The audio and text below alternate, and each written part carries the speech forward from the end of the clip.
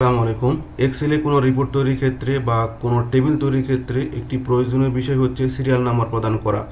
এই serial number প্রদান আমরা 1, 2, 3 এভাবে লিখতে গেলে ভুল হতে পারে। সেই জন্য আমরা 1 এবং 2কে ঠিক রেখে যদি এভাবে টেনে দিই তাহলে প্রত্যেকটা ঘরে আমাদের সিরিয়াল পড়ে যাবে।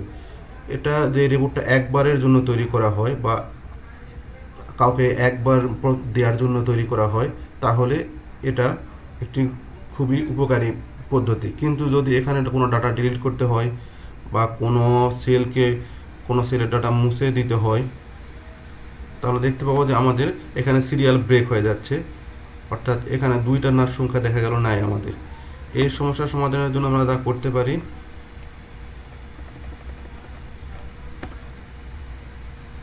1 নাম্বার সিরিয়ালকে ঠিক রেখে 2 নাম্বার সিরিয়ালের সাথে ইকুয়াল টু 1 নাম্বার যে সেলে আছে অর্থাৎ A3 প্লাস 1 দিয়ে ইন্টার চাপলে 2 এবং এটাকে যদি আমরা টেনে দিই দেখতে সিরিয়ালি সব চলে আসবে। এখন যদি কোনো ডাটা ডিলিট করি আমরা তাহলে দেখতে পাবো যে এখানে পরেরগুলো ইরর চলে আসছে। এটার জন্য আমাকে কি করতে হবে, আবার এটাকে বারবার এভাবে টেনে দিতে হবে। এই সমস্যাগুলো সমাধানের জন্য আমরা দুটো সূত্র ইউজ করতে পারি বা ফর্মুলা ইউজ করতে পারি। একটা হলো রো এর ফর্মুলা,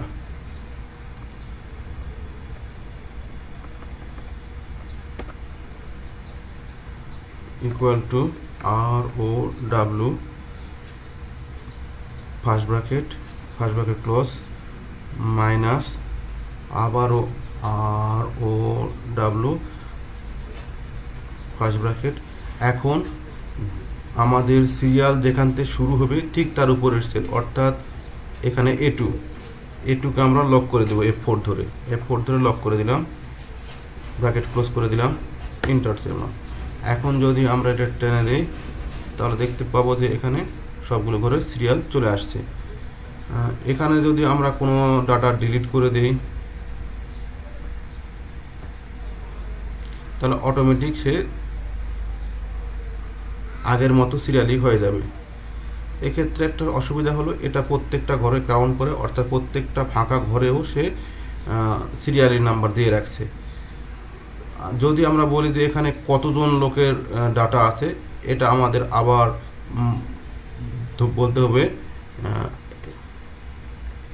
এইভাবে কাউন্ট করে নেয় যে 9 জনের ডাটা আছে। কিন্তু আমরা যদি এখানে ইফের সূত্র ইউজ করি, ইফ এবং ম্যাক্স, আমরা 1 নাম্বারকে ঠিক রেখে 2 number equal to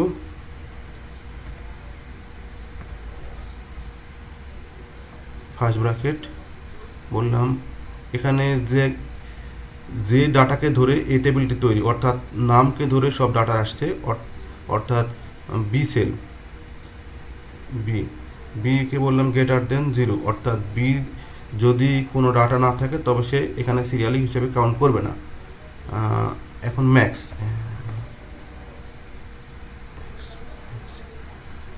first bracket serial 1 যে সেলটা আছে এই সেলটাকে আমরা নিব, অর্থাৎ A3 কোলন দিব, আবার একটা A3কে লক করে দিব, প্রথমটা লক করে দিলাম, F4 ধরে লক করে দেই, ব্র্যাকেট ক্লোজ করে +1। এখানে যদি আমরা একটা